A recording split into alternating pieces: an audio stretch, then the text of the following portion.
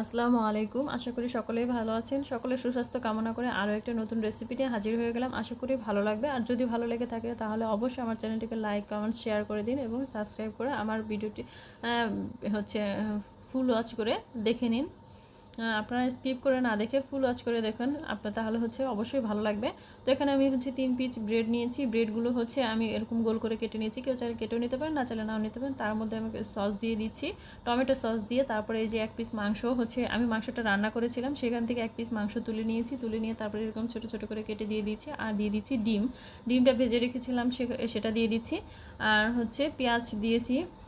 আর দেখুন কতটা সহজে কিন্তু এক বাসায় মাংস রান্না করলে বাচ্চাকে এরকম একটা নাস্তা তৈরি করে দেওয়া যায় খুবই সহজে। তো এখানে নুডলস সিদ্ধ করে রেখেছিলাম, একটু ফ্রুটস কালার দিয়ে নুডলসটা সিদ্ধ করেছি। বাচ্চারা যেহেতু কালারফুল পছন্দ করে, তো সেজন্যই এরকম কালারফুল করে নুডলসটা সিদ্ধ করে নিয়েছিলাম, সেটা দিয়ে দিচ্ছি। এখন এর মধ্যে দিয়ে দিচ্ছি টমেটো কিউব করে কেটে রেখেছিলাম, সেগুলো দিয়ে দিচ্ছি। অল্প পরিমাণে কিন্তু দিয়ে দিচ্ছি, যেহেতু ছোটো ব্রেডের অংশটা, তো এখানে কিন্তু এত বেশি দিলে জায়গা হবে না, তো অল্প করে দিয়ে দিচ্ছি। আর দিয়ে দিচ্ছি গাজরটা গ্রেট করে রেখেছিলাম, সেটা দিয়ে দিচ্ছি। আর দিয়ে দিচ্ছি বিটরুটটাও আমি গ্রেট করে রেখেছিলাম, তো সেগুলোই দিয়ে দিচ্ছি। এখানে কিন্তু চাইলে কেউ অন্য সবজি দিতে পারেন, যার বাচ্চা যে সবজি পছন্দ করে সেটাই দিয়ে নেবেন।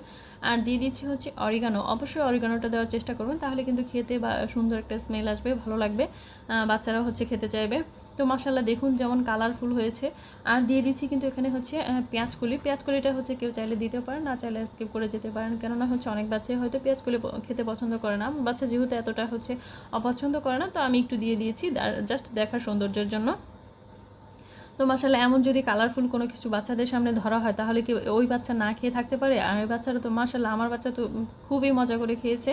আশা করি আপনাদের বাচ্চাও দেখা যাবে যে এটা পছন্দ করবে অবশ্যই। তো বাসায় একবার হলেও একটু ট্রাই করে দেখেন। তো এখানে আমি চুলায় একটা তাওয়া বসিয়ে দিয়েছি, তার মধ্যে বাটার দিয়ে তারপরে একটু স্প্যাচুলা দিয়ে নেড়ে চেড়ে দিচ্ছি। তার মধ্যে এখন দিয়ে দিব এই যে ব্রেডগুলো দিয়ে দিচ্ছি। দিয়ে আমি এটা একদম লো আছে কিন্তু 5 মিনিটের মতো ঢাকনা দিয়ে ঢেকে রান্না করে নেব।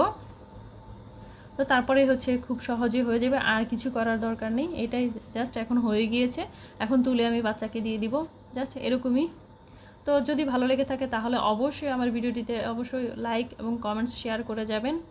আর আমার ভিডিওটি না টেনে দেখে ফুল ওয়াচ করে দেখেন। Thank you.